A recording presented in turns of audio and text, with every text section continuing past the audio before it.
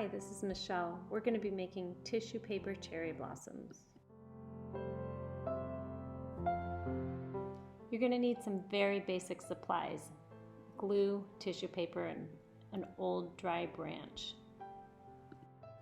You're going to cut the tissue paper into strips, maybe about 3/4 of an inch wide, and it's really fun to use shears that have an edge on it, on the scallop, but you don't need to. You can use regular scissors too. Cut the strips into little squares, and then you're going to start making your flowers. Watch me here.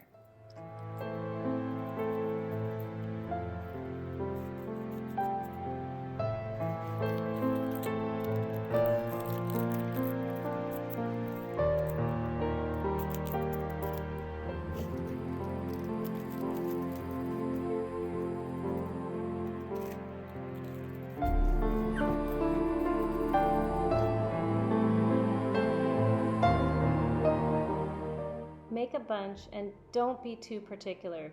You can manhandle these things and they'll just be fine. Now you're just going to glue these flowers onto the stick, and there's really no science behind it. Just dip it in the glue and stick it on the stick. It really helps to press it with your finger to make it stick. When you're gluing it on, you might need to give it a rest to let the glue dry. Then turn over the stick and do the other side. The whole point is to try and hide all the pieces of the branch that you're covering with flower blossoms. Give your finished product a spritz of your favorite perfume, like this.